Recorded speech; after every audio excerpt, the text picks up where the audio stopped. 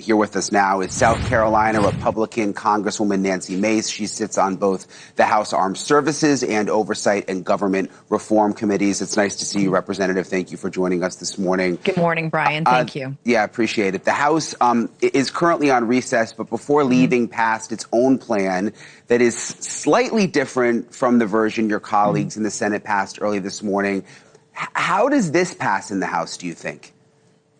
Well, I think, with Speaker Mike Johnson, he's been able to rally the troops, so to speak, pun intended, here in the House to get what we need to do for the president across the finish line. And he's been working overtime. He's been having meetings with different factions of the Republican Party and the Republican Conference to make sure that we do this. We did the NDAA early this year. We passed a reconciliation.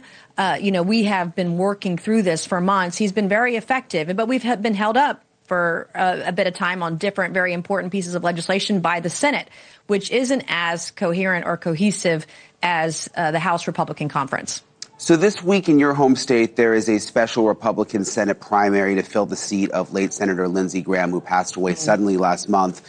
You've endorsed your fellow South Carolina Congressman Ralph Norman. Right. President Trump is endorsing Lindsey Graham's sister, Darlene Graham Nordone, the sister of Lindsey Graham, again, who was appointed by the South Carolina governor to fill the remaining time of Graham's term.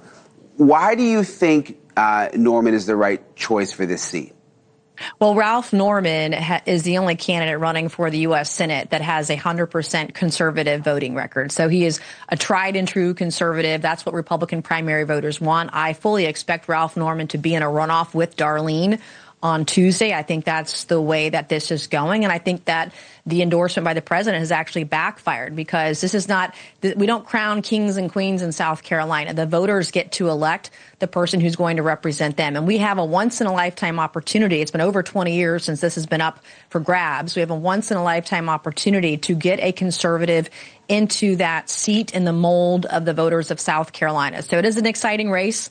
I took my mom to go vote on Wednesday when early voting started, and I'll be there on Tuesday with one of my kids. The whole family's voting for Ralph Norman. Yeah, it's certainly something everybody's watching all over the country.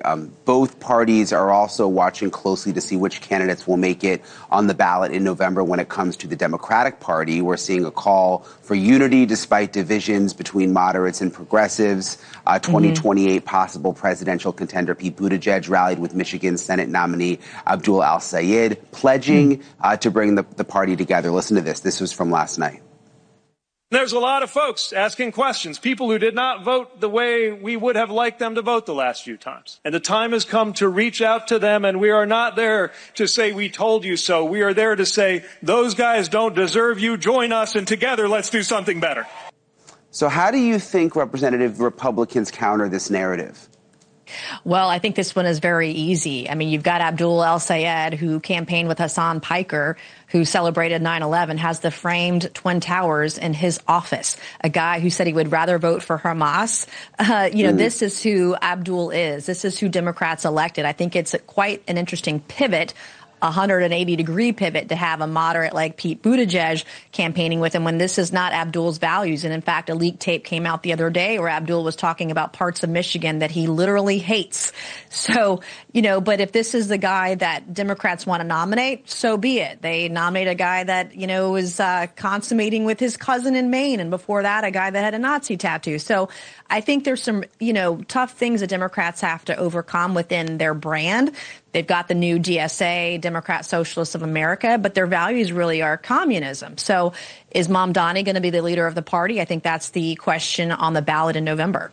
Next month, Republicans will hold the party's first ever midterm convention in Dallas. There are reports that there will be a socialism telethon at the event. Is holding this midterm convention the right answer to sway voters ahead of the midterms?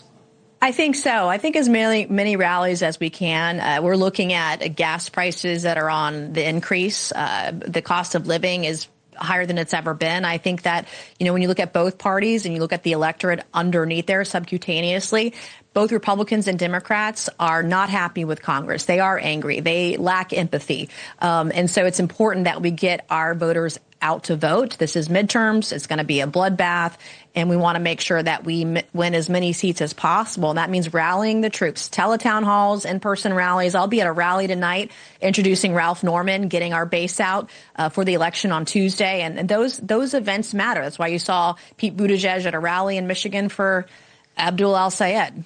Yeah, and what you said is interesting to see Buttigieg there, sort of as a moderate, kind of a little bit of an old school Democrat in some ways, and then he's there with Sayed. He is now. Yeah, he used to be progressive, but he's basically the moderate Democrat now. Yeah, how things have changed. Congresswoman Nancy Mace of South Carolina, appreciate you very much, ma'am. Thanks, you for Brian. coming on. Have a great day. You too.